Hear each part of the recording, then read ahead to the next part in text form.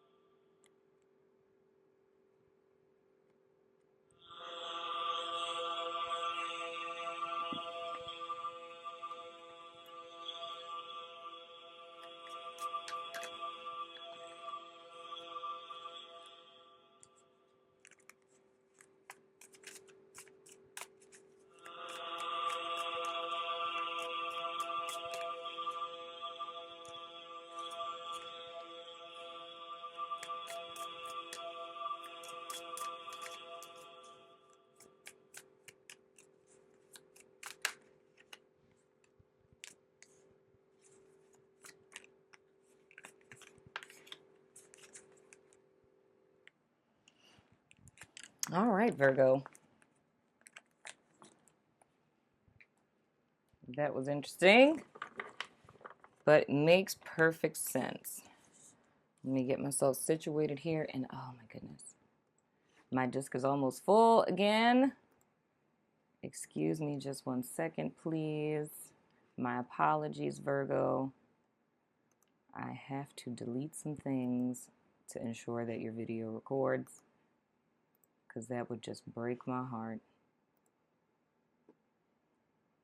I would say that my inference was correct, Virgo, in the fact that your past influence energy is the Three of Swords as well as the Eight of Cups.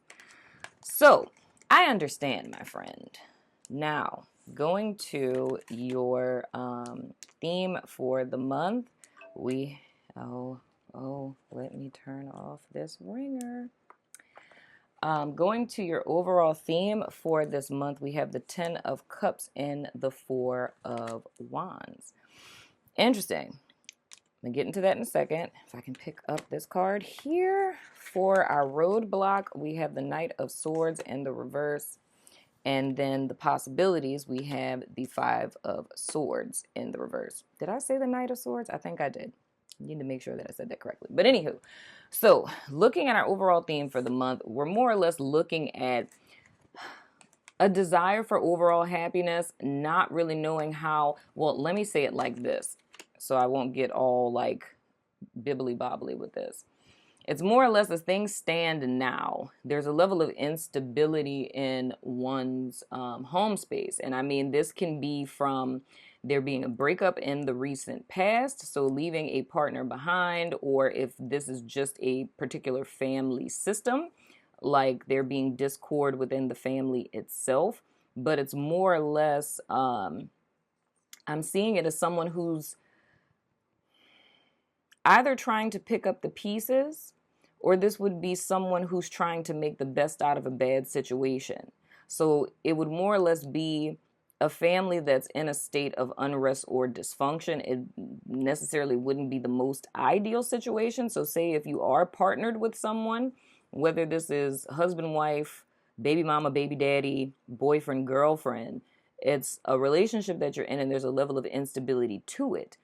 And there's either an element of this being what it is, and this is what's being projected to the world, which is a theme that we've talked about a great deal in 2019, or it's the fact that this is what is desired and this is what one has, and one is trying to find ways to make this that, right?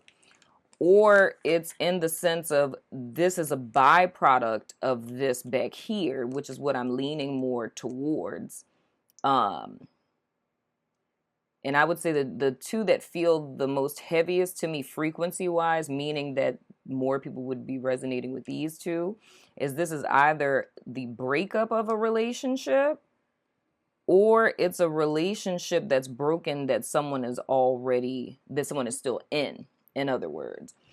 Now, with the Work Your Light Oracle that we picked for you all, the intention of this card is more or less to shine light from the lessons of your past onto the present and into your future. And the card that you guys have is Mirror. And it says who or what is triggering you.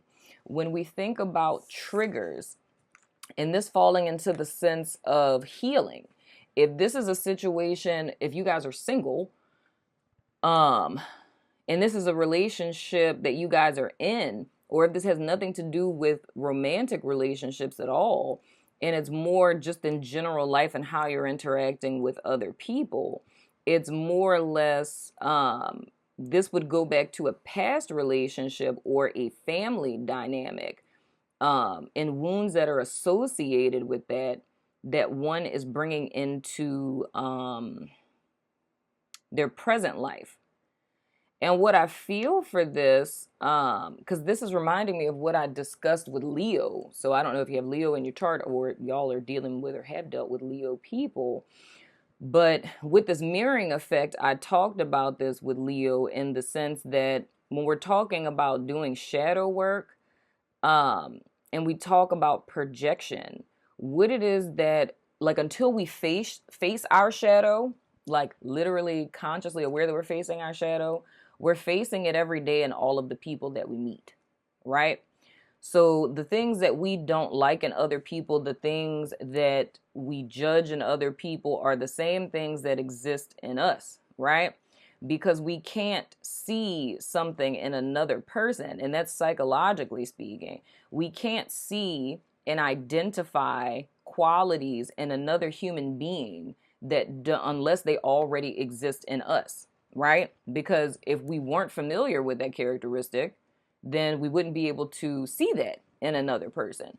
So in other words, the way that we're helping ourselves in a sense is by projecting our ugly onto other people, projecting our shadow onto other people. And ultimately throughout our journey, we start to see those elements of ourselves through self-honesty. Now, I say all of that to say that when we're thinking about whether it's past tense or it's present tense, when you're getting triggered, it's looking at the why. Whenever a trigger exists, that's a sign that there's a wound underneath that trigger. The trigger is more or less like an alarm that's saying, hey, I need healing in this particular area, right? So it's what or who is triggering you. What types of people are triggering you? And these are questions that you would want to be asking yourself this month, because how I'm seeing it is the answer to that is the bridge between these two extremes. Whether this is in a relationship, like romantic relationship, if it's in friendships, if it's in relationships with, your family of origin, or if it's just with the relationship with yourself, the level of unrest and instability and disharmony and one's desire for emotional fulfillment and emotional stability and security and things of the sort. The bridge that lies between the two exists within the answer to this. What or who is triggering you? Because seeing the past influence being the Three of Swords and the Eight of Cups, this is a lot like what I talked about with Leo. It's the element of wherever you go, there you are, right? And this is exactly what I said to them. So there's definitely a connection between the two of you. Wherever it is that you go, there you are, right? So what exists in us follows us everywhere. I also said to them, and the Three of Swords is the ideal depiction of this. It's a lyric from a song that I like, and it's by Paramore. And in the song, she says, "Scars left on my heart form patterns in my mind," right? So what we're talking about is past life, whether this be like past life or literally in your past in this particular life. The things that become triggers in our life began as slights or wounds or hurts that happened to us past tense, right? That happened to us in the past or past life, whatever the case may be. And the wound, it enters via our emotions, right? These emotions that we feel, these hurt emotions, they create thought patterns. And these thought patterns are created as a sense of protection, right? Because it's more or less, I was hurt by a person like this or a situation such as this. So now I'm repelled by such situations. So you find yourself avoiding situations that are reminding you of this because they're triggering, right? So the key is here, and with this being the as above and like our extended being so below and us talking about shadow work and stuff, for the month of January, Virgos are going to be facing their shadow in a very real sense in making the connection between your past wounds, right? In what ways you were hurt, seeing how that is replicating itself in your present life and how it has been up to this point. It's facing it, seeing it, making that connection between the two for the purpose of your healing, because there is no other way between here to here, less through that bridge of healing that's done through this. So it's a level of self-honesty. It's a level of acceptance, because I feel that there's an element with the Eight of Cups where when one finds themselves in a triggering environment or with triggering people, it's the thought of, this is reminding me of this initial wound, hence the trigger, right? So but I'm saying, let me clarify that. That isn't the conscious thought. The conscious thought isn't, you know what, I'm triggered right now, and this is exactly like that time when I was 5. It may not be that. It's just a feeling of discomfort. And I feel that the element of, or the representative, the symbol of the person who initially wounded you, or the people who initially wounded you, is this Knight of Swords in the reverse. So it's someone who's very brash, who's very harsh, very cynical, very critical, very domineering. You know what I mean? Someone who's very manipulative. And whether this is a person from your recent past or distant past, that a lot of your triggers are aligned with wounds that have come from this person. These triggers have been your blocks because the thought is avoiding these situations. So I'm more or less giving you the backstory to, and this is like another way we could look at it is like when I talk about self-sabotage and how we have fight, flight, or freeze. And I talked about that, I think, in the Gemini full moon reading or something like that. But no, it was the, I don't know who needs to hear this reading, but it's like with self-sabotage, the word sounds like, oh my gosh, like I'm ruining my own life. But no, the intricacies of self-sabotage, they're very insidious in so many words. So what I'm describing here with your past influence is how this thought reel more or less works and how it influences our actions. So the key is here, there's a wound past tense. The mind is like, I need to protect myself. So whenever one finds themselves in a similar situation, one is triggered. So physiologically, subconsciously, consciously, depending on what stage you're at, it's like, this is uncomfortable. I feel fear. I don't feel safe. So with the Eight of Cups, one walks away, right? They cut off the people, cut off the person, block them, leave the job, whatever, because there's a level of discomfort. But where this ends up being self-sabotatory is because although this is a defense mechanism and it's more or less one is seeing it as this isn't healthy for me and I'm leaving, it's more or less one's life, looking back, has been a series of patterns of connecting with something and not necessarily staying committed to it. And like I said, that could be with relationships, that could be jobs, that could be with whatever. Because whenever that conflict comes, one is out of it. So it's the thought of like, I'm not dealing with negative energy or, whatever. But what I'm seeing here is that it's deeper than that. It's like the triggering is happening because there's a wound there that has not been healed that is coming to the surface so that it can be healed. So what's coming to you guys this month, or the task this month, is to dig beneath the surface and to find the root seed of where this wound is coming from. It's like who or what is really triggering you, because it's our shadow aspects that are being projected into our everyday life. So hypothetically, if this Knight of Swords in the reverse was, a tyrannical father figure, then we keep finding boyfriends, girlfriends, or, mother figure, whatever, either or. But we keep finding boyfriends and we keep finding girlfriends, or we keep finding bosses that are very much like this person. And every time we encounter someone like that, we're cutting them off.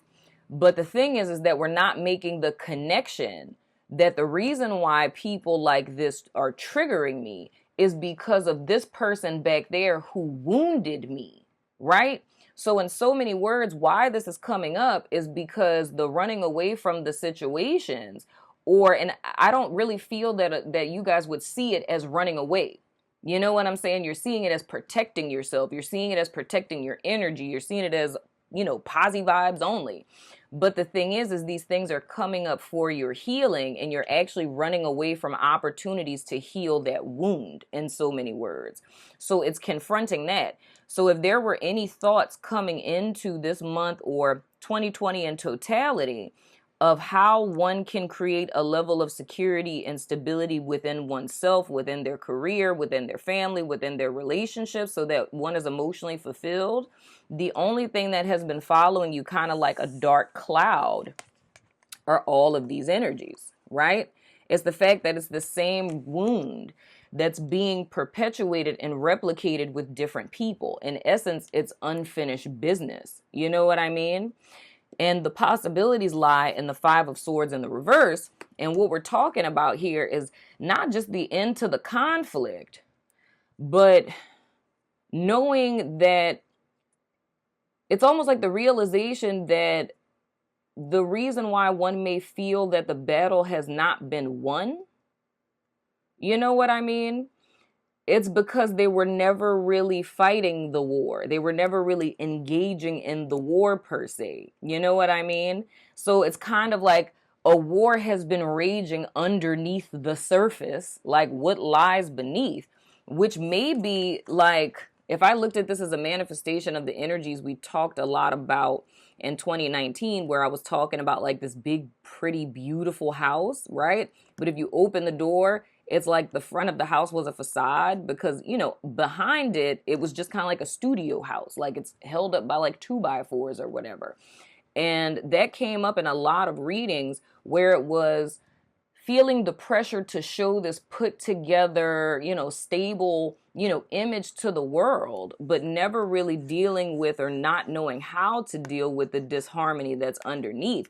And I feel that Spirit is giving you guys that opportunity. So taking that into account with the whole heart chakra sound thing, it's like we're really talking about deep level healing here. So it's like healing the original wounding. And the only responsibility Virgo has with that, the practical side of the spiritual healing that's happening, is making the connect. You know what I mean? So, and this can manifest in a myriad of different ways. I often say, like, if hypothetically someone had emotionally unavailable parents, we have a tendency to cling towards emotionally unavailable partners. If we had a parent that was codependent, then some of us turn into codependents, and that's the role that we take in relationships. But it's more or less Spirit is giving you the opportunity to gain redemption over this. But the answer that you guys have been seeking lies not in what you're cutting off, It's in the realization that wherever you go, there you are. So the issue isn't really so much outside of you. And it's not anything you should be blaming yourself for either. I want to say that too. It's just this is the process of how healing happens. It's the shadow that we project onto others.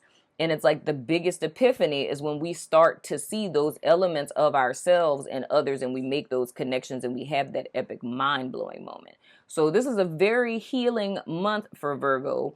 But the beautiful thing about it is I feel like you guys are going to come out of this victorious. It's just the key of facing your shadow, in so many words. So I'm going to go ahead and throw the dice of resonance. It's pretty epic. Yeah. And then I'm being told, when you heal the conflict within, you also heal the conflict without. That's interesting.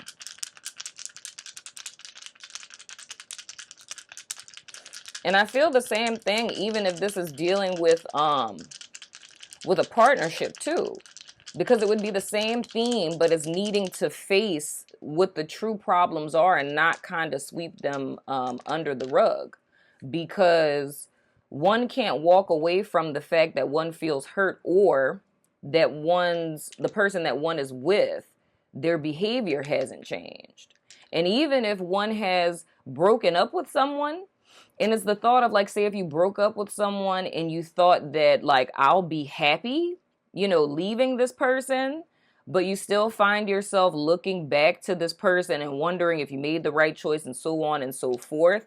It's more or less there has to be a healing and a resolution within in reference to this Knight of Swords person, because you're still chained to your past, and that's why you can't move forward, because how this person affected you has altered the way that you see yourself in your life, and it's a sense of not really trusting in yourself. So it's a level of like insecurity, and that's what's impeding one from getting to that place of true emotional security with oneself, And that would be a situation where it's like a person who's like narcissistic.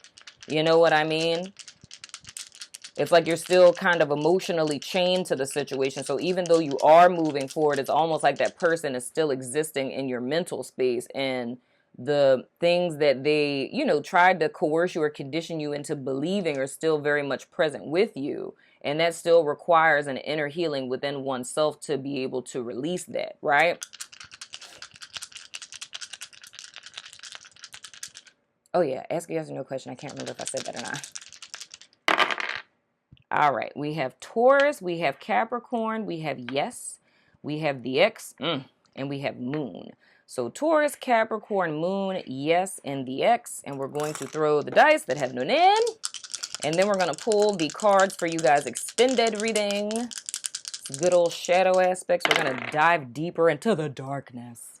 We have the number 4. We have Sagittarius, and I don't know what planet that is.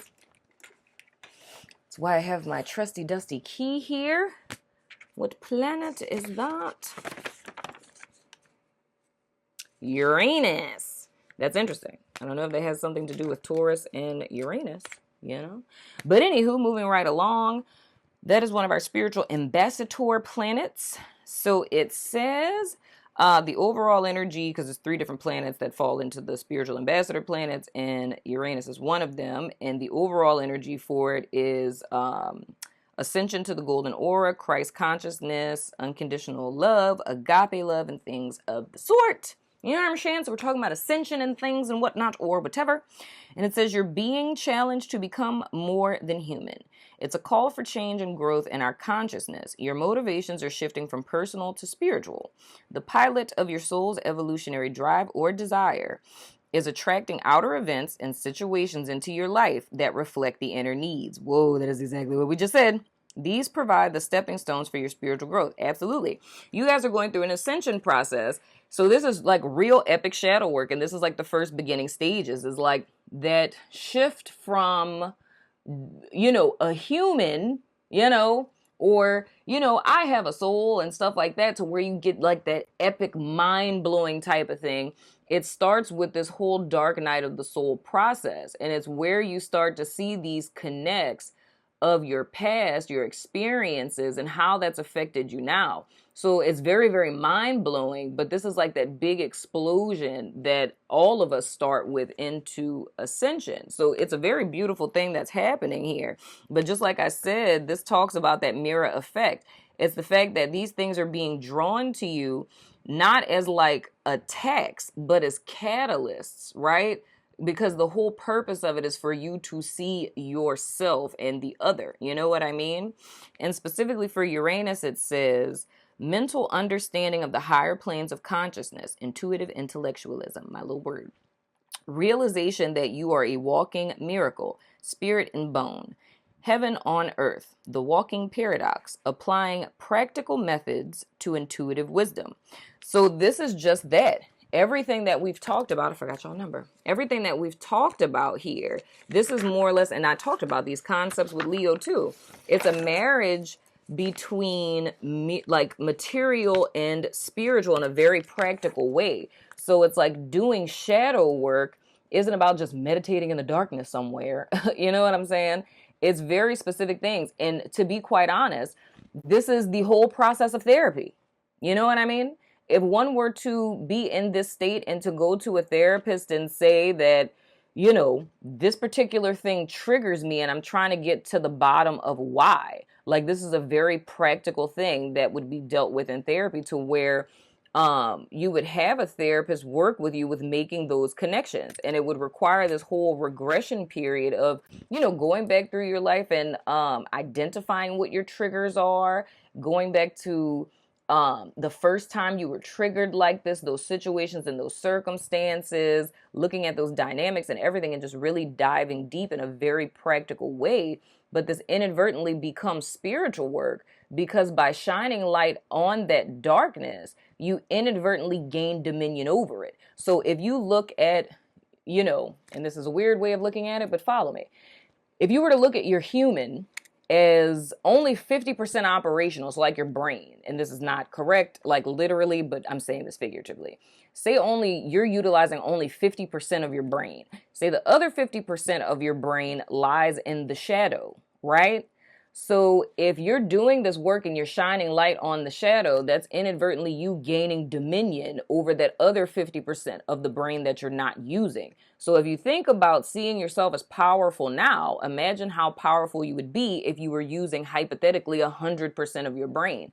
In essence, that's what shadow work is.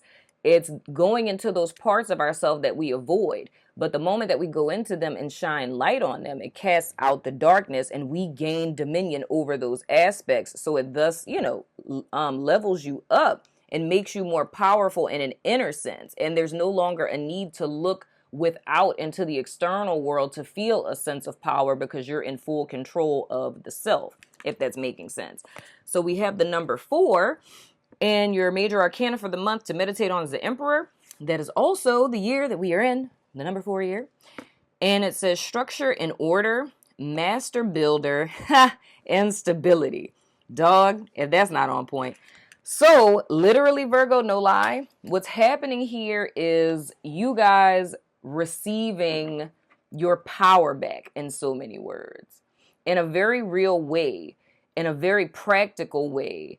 It's more or less this 4 of Wands in the reverse. The theme of this month is giving you both of them. It's turning this 4 of Wands upright and thus giving you your emotional fulfillment by doing this work. You know what I'm saying? So anywho, I'm going to pull your cards for the extended, and then we're going to go on over to Vimeo. So the cards that we have the Ace of Cups, we have the 2 of Wands, we have the 8 of Wands in the reverse, we have the 10 of Swords, and your person or pattern of interest.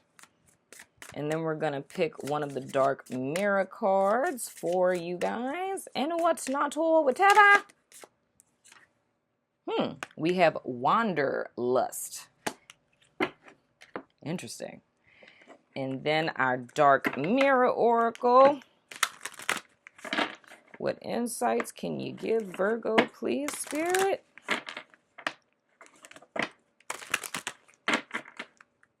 So this is looking good for me. Oh, you know what? Guess what? We just going to take all of them. We got 3. Dang. Should I take the other ones? Those fell face down. This is the only one that fell face up. It's artificial heart. Heart chakra. I'm just saying. Virgo, that fell face up. I'm just going to take. I'm going to take it. I'm going to take it.